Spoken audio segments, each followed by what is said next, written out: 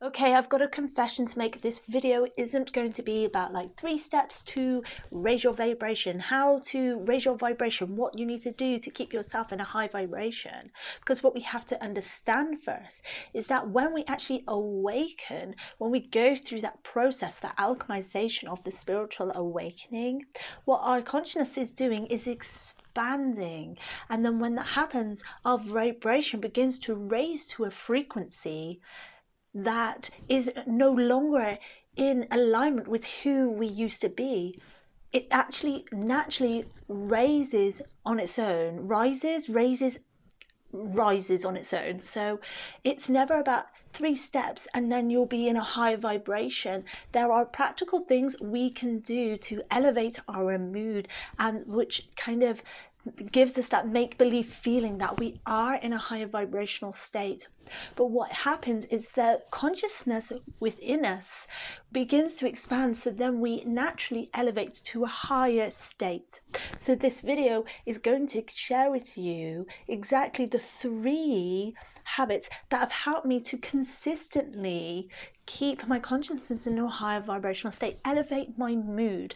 And this is not something that is a quick fix or things I consistently do every day. This is just 3 habits that I have found to be really effective to keep me in a higher vibration. So let's get on with now. All that stuff is out of the way. So when I'm referring to the fact that when we begin to awaken that unconsciousness, it becomes a conscious awareness now. Our vibration begins to rise up here. We begin to naturally feel more blissed out, because what happens is, because we become aware, we're able to see things from a different perspective. Our whole viewpoint changes. It's like we can observe the lower vibrational emotions, those lower vibrational frequencies that are no longer in alignment. So we've kind of fall out of alignment of our old values, our old way of being. So they naturally fall away, because we no longer can put up with that, if that makes sense, because our consciousness elevates to a higher state of being. So then this means we lose friends, we get rid of people. And when this happens, we begin to kind of almost shift as well to even higher states of consciousness, higher vibrational frequencies, because we start to get rid of all of that resistance. We start to shift who we once were. So our vibration will start to naturally rise to our natural state point as a spiritual being. Our unconditional spirit, soul, creation from source is one of unconditional love. So it begins to get rid of all that stuff is no longer in alignment. But then what happens when we feel that ego getting its claws back in us and bringing us back down? All our shit begins to come to the surface. What can we do to kind of keep us in a high vibration? And I believe that there's nothing you can do to stop those descension parts of the spiritual awakening. We've got to go through that in order to get to a higher vibrational point again. And there are 3 habits, or 3 kind of things I do either daily or every day, that have helped me to shift into kind of a different perspective. It's not like all of a sudden I'm bypassing my emotions and I'm like, I want to be just in high vibrational. This enables me to just become the awareness that we all are, the conscious awareness. And this is witnessing consciousness. And what do I mean by that? Being mindful, becoming aware and witnessing everything that I am, everything around me. So this means the first habit that I do on a daily basis, or as much as possible, depends on what I'm going through in my life, is meditation. Because with meditation, we're able to sit and witness our thoughts, be the observer. We're able to kind of drop the stories that are going on in our mind, and we're just able to observe and be that witness, feel the sensations that are going and taking place in our bodies. We become more mindful. We can become that consciousness that we all truly are. We become the observer. We become aware of things when we are in meditation.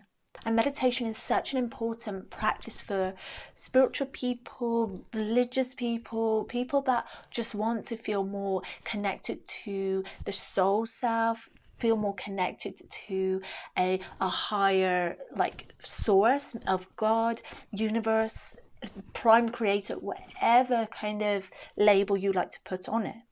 Meditation helps us to open that pathway, open that connection to our higher selves.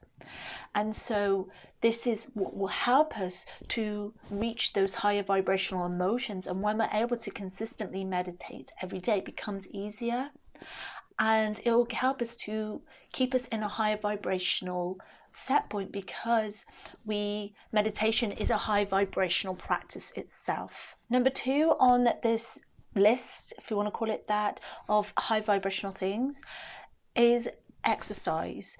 Like, it's not any mantra, it's not any kind of like spiritual practice, but exercise is so important because it helps us to process and shift emotional energy. It helps us to release the stagnant energy, helps us to get into our masculine energy and help the energy to flow through us and out of us. We're shifting it when we are moving our bodies. We get that release of serotonin and dopamine. I don't know which one it is really, but the hormones that make us feel good when we are exercising. So this has been a very important thing for me in my life.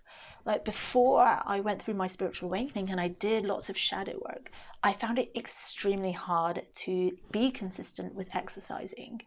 I would try and go swimming. I used to like swimming a lot, but then I stopped doing that. And then I tried going running, and I found like I would get out of breath really easily, and I was like, I couldn't run for more than 15 minutes.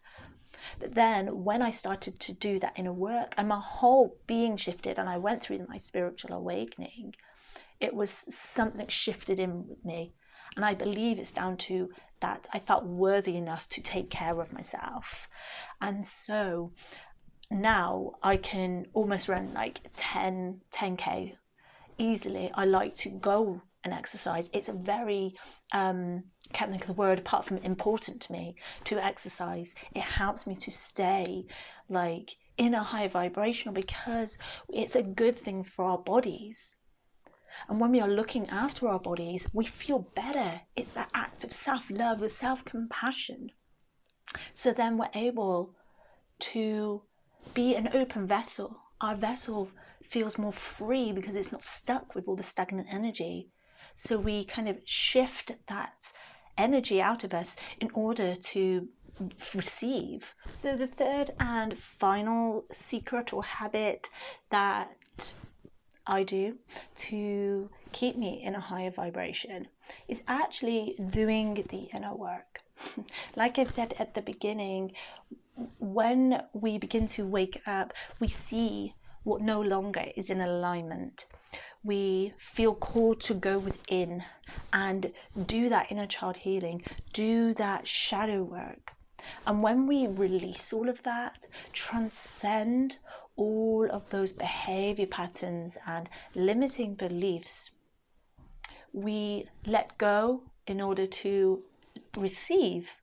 So we let go of all of the resistance, the stagnant, sticky weight, the emotional baggage.